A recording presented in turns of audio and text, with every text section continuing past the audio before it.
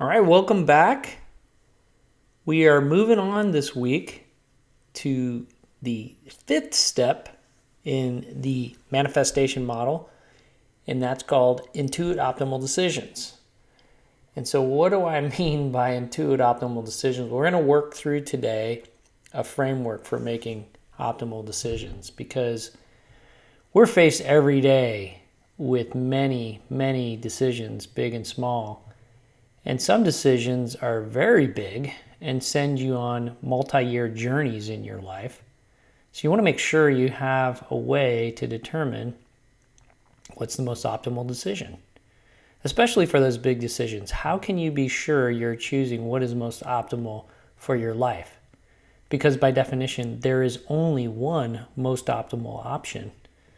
All the other options are suboptimal. So in the traditional decision-making process, people establish decision criteria, gather data on pros and cons and costs of various options, see off the surface if there's a clear choice, and if there's not, then you can go deeper in an analytical sense and weigh the various decision criteria, maybe score each decision criteria, add up the scores, pick one with the highest score, that kind of thing. But there's one big problem with this traditional decision process, and that is it relies on human reasoning. Now, some people think that human reasoning is the penultimate way to get things done, but I'm going to propose today that it's not. So the framework that I'm going to lay out here is based on intuition. Well, what do I mean by intuition? Intuition is knowing beyond reason and logic.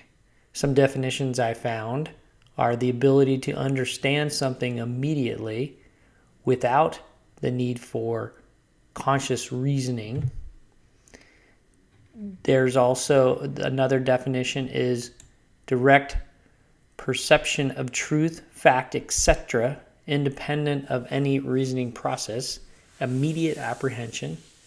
And the third definition I found, and my favorite, is pure, untaught, non-inferential knowledge. That's kind of deep. What is pure, untaught, non-inferential knowledge, and where does it come from? I'm going to tackle that in a future post, but for now, let's lay down some principles for an intuition-based optimal decision-making framework. So principle number 1, never make decisions from a place of fear, uncertainty, doubt, and I'll add in there lack.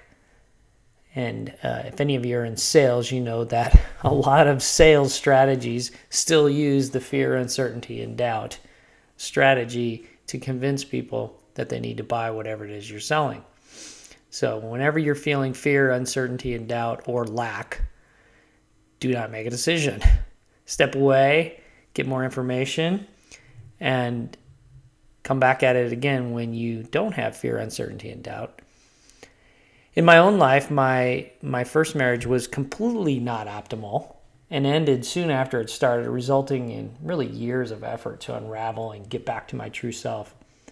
And looking back, there was all types of fear, uncertainty, and doubt and lack in that relationship. However, I pressed on with the decision anyway. I wasn't really listening to my intuition, and I let the momentum of the decisions leading up to the marriage carry me forward instead of jumping off the wedding train. So what's the message? Don't be afraid to jump off the train. You could save yourself years of going down a wrong path.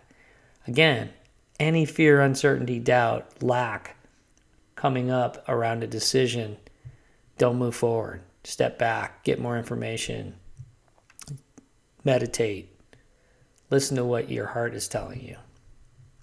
Principle number 2, does the option that you're considering light you up? Does it bring a smile to your face? Does it leave you with a sense of joy?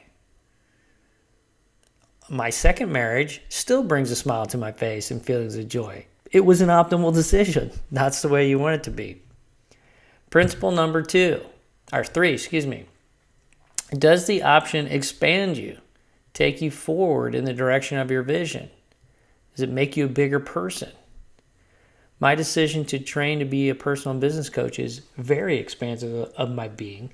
It challenges me every day to think bigger, to open up, and to love more, and to accept more. Principle number 4, if applicable, that doesn't apply in all situations, but if applicable, does the option that you're considering create a win-win for all involved parties? If the answer to that question is no, what could be changed to create a win-win for all involved parties? For example, if it were left up to me, I would have every vacation be a sailing-oriented vacation because that's kind of who I am. However, that would not be optimal for my wife and son. So we find ways to slip boating into our vacations from time to time, and occasionally I'll take several days off by myself and just go sailing because that's what lights me up. But that doesn't work for all involved parties in my family all the time. Just an example. All right, principle number 5. In the end, does the option that you're considering leave you jumping for joy? Many times people just settle for what they think their options are. But if there's not an option that you're considering around a decision that leaves you jumping for joy, keep looking and asking questions about what would. There are a few key decisions in life where this principle, number 5, is paramount, including what are you going to do as your vocation? If you're not loving what you do every day, you're going to have an unhappy life. So take time to consider that decision. And that goes to that first decision of what are you going to do in life goes to what are you going to study in school?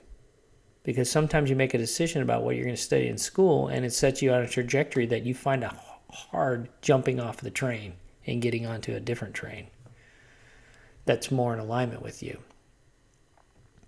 Number 2 big decision in life is who you're going to partner up with to experience the journey with.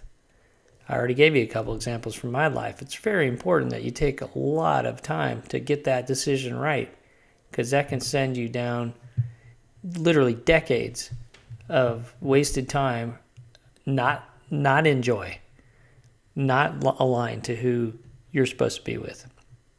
Number 3 big decision is where are you going to spend the majority of your life? If you like the snow, then you might enjoy living in Buffalo, New York.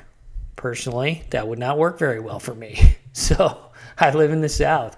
In fact, when I was a senior in high school, we were living off campus and I had to walk to school and there was an ice storm and I fell down 3 or 4 times on the way, maybe half a dozen times on the way into campus, scraped up my elbows, said a few 4-letter words, and that was the day that I declared I'm never, ever, ever living in an environment that has snow and ice. And so I moved south as soon as I graduated. Number 4 big decision is, are you going to nurture children into adults? And if so, how many? Kids are a big, big commitment and take decades of commitment in your life. So should be considered with a lot of meditation on that question. All right, to summarize the principles. Principle number 1, don't make a decision in fear, uncertainty, doubt, or lack. Does the option you're considering light you up, bring you joy? Does it expand you? Is it a win-win for all involved? And in the end, does it leave you jumping for joy? And that's the framework for making optimal decisions. We're going to go deeper on this framework in future posts, but for now, try that on. If you like what I'm talking about, please invite others, and we'll talk to you next week. Have a great week.